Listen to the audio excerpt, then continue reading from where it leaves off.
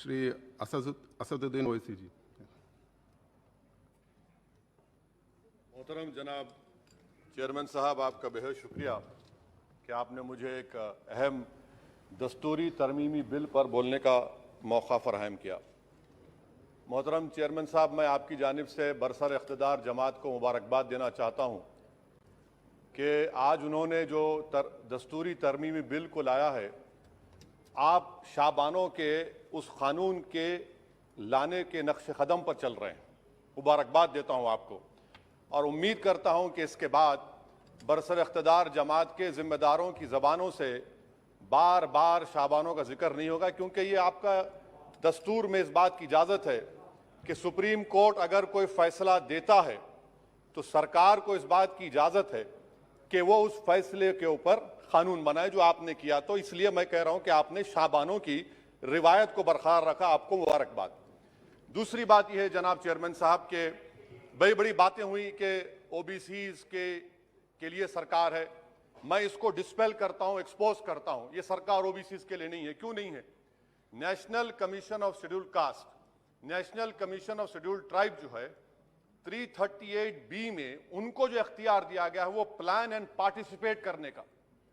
आप ओबीसी में एनसीबीसी कहने के खाली एडवाइस करना, यहां पर प्लान और पार्टिसिपेट है ही नहीं। तो ये आपका एक्सपोज करता है आपकी हिपोक्रेसी को और आपकी मुनाफिकत को। दूसरी बात यह है कि रोहिणी कमीशन ने कहा कि 10% ओबीसी 50% रिजर्वेशन को हासिल कर रहे हैं और 20% जाते हैं, इनको कुछ नहीं मिल रहा है। तो सब कैटेगराइजेशन क्यों नहीं कर रहे आप? अगर आप ओबीसीज के लिए हैं तो उन मखसूस कास्ट के लिए आप हैं, आप तमाम ओबीसीज के लिए नहीं है। ये आप ही का रोहिणी कमीशन ने आया है। तो सब कैटेगराइजेशन आप करेंगे नहीं करेंगे?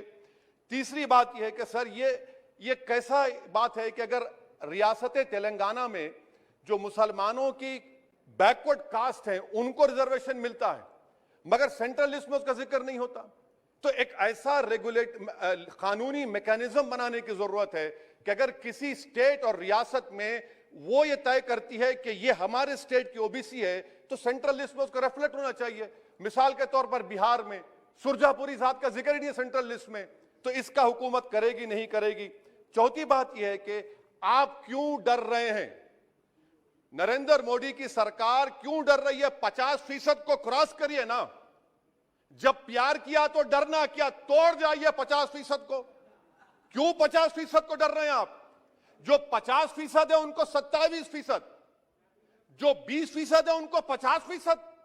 तो आपकी मोहब्बत ओबीसी से नहीं है, आपकी मोहब्बत उनके वोट से है और आपका दिल उन 20% के लिए धड़कता है जिसके लिए आपने 50% तहफ़्फ़ुज़ रिजर्वेशन दी है। यह आपकी हकीकत है। पांचवी बात यह है स्पीकर साहब कि हम हुकूमत से मुतालबा कर रहे हैं कि प्रोएक्टिवली नरेंद्र मोदी की सरकार 50% सीलिंग को तोड़िए, निकलिए। आप क्यों नहीं करना चाहते? करने की जरूरत है, डेटा है, एम्पिरिकल एविडेंस है बैकवर्डनेस का। वो 50%, 27% कैसा दे रहे हैं? गलत है। छठी बात यह है कि सर ये एक सुनहरा मौका है कि आप इस तरह का कानून बनाइए, 50% लिमिट को क्रॉस करिए और ओबीसी समाज से सही मानों में इंसाफ करिए।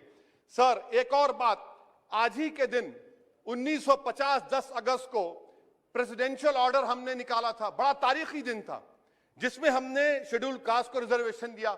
मेरा हुकूमत से मुतालबा है, मैंने कांग्रेस की हुकूमत थी वहां बैठता था मैं, आज यहां बैठकर भी तीसरी मर्तबा कह रहा हूं कि 1950 का प्रेसिडेंशियल ऑर्डर रिलीजन के बुनियाद पर बनाया गया, जो राइट टू इक्वालिटी के खिलाफ है, जो राइट टू इक्वालिटी के खिलाफ है।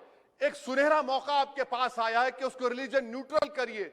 जब शेड्यूल्ड कास्ट में हिंदू, बौद्ध और सिख आ सकते हैं तो दलित मुसलमान, दलित क्रिश्चियन क्यों नहीं आ सकते? सच्चर कमेटी गवर्नमेंट की कमेटी, उसमें जिक्र लिखा है। आप वो नहीं करना चाहते, आप नहीं करेंगे तो देख रहे उत्तर प्रदेश का अंसारी देख रहा है, उत्तर महाराष्ट्र के वो पसमानदा मुसलमान देख रहे हैं कि क्या तमाशा आप लोग करते हैं। यहां वहां चले जाते हैं, वहां के यहां आते हैं और हम लोग बीच में फंसे हुए रहते हैं। सर छठी बात यह है, सातवीं बात यह है कि मैं हुकूमत से इस बात का मुतालबा कर रहा हूं कि 1950 प्रेसिडेंशियल ऑर्डर को रिलीजन न्यूट्रल किया जाए। अच्छा, ओबीसी की आपकी सरकार है, 89 सेक्रेटरीज हैं, कितनी ओबीसी है बताइए? 89 सेक्रेटरीज में 5 अगस्त 2009 को एक भी ओबीसी सेक्रेटरी नहीं था। एक शेड्यूल कास्ट और 3 एसटी थे। मुबारक हो आपको, आपकी मोहब्बत ये है, डेटा कह रहा है, मैं नहीं कह रहा हूं, आप मुझे झूठ साबित कर दीजिए। अच्छा, सेंट्रल यूनिवर्सिटी में सर, सेंट्रल यूनिवर्सिटी में 51.6% ओबीसी के पोस्ट वैकेंट हैं। इसीलिए मैंने कहा कि आपको उनके वोट से मोहब्बत है, उनको जमीन से आसमान पर उठाने से आपको कोई मोहब्बत नहीं है, ये हकीकत है सर। और सर, ये यहां पर बैठकर मैंने हमारे कांग्रेस के लीडर की तकरीर को सुना, शिवसेना वाले कह रहे हैं, एनसीपी वाले कह रहे हैं मराठा मराठा। भाई साहब, महमूदुर रहमान कमेटी की रिपोर्ट ने कहा था महाराष्ट्र में कि मुसलमान सोशली एजुकेशनल बैकवर्ड है, जो बॉम्बे की हाईकोर्ट ने उसको अपहेल्ड किया, और आप सिर्फ मराठाओं की बात करते हैं, मुसलमानों की बात क्यों नहीं करेंगे? वो 50 कास्ट जो मुसलमानों की बैकवर्ड है महाराष्ट्र में, वो देख रही है आपके इस तमाशे को और आपको एक्सपोज करके रहेगी। आप उनकी बात ही नहीं करते। मराठाओं को जरूर दीजिए, मगर आपके इस बड़े दिल में क्या उन गरीब मुसलमानों के लिए धड़कता हुआ दिल नहीं है कि हम सिर्फ भिखारी हैं, आपका वोट हासिल करेंगे, आपको नेता बनाएंगे, मुख्यमंत्री बनाएंगे, प्रधानमंत्री बनाएंगे, और हमको क्या मिलेगा? इफ्तार की दावत और मुंह में खजूर, रिजर्वेशन नहीं मिलेगा हमको। ये कौन सा इंसाफ है सर? इसीलिए ये इनकी मुनाफिकत है, इसीलिए हम हुकूमत से मुतालबा करते। अच्छा, हैरत की बात यह कि सुप्रीम कोर्ट के जिस फैसले को ओवरकम करने के लिए यहां पर यह बिल लाया गया, सुप्रीम कोर्ट ने कह दिया कि मराठाओं के बारे में सोशली एजुकेशनल बैकवर्डनेस नहीं दिख रहा है। आप कैसे दिखाएंगे बताइए? ये महाराष्ट्र के 50 मुसलमान बरादरियां देख रही हैं।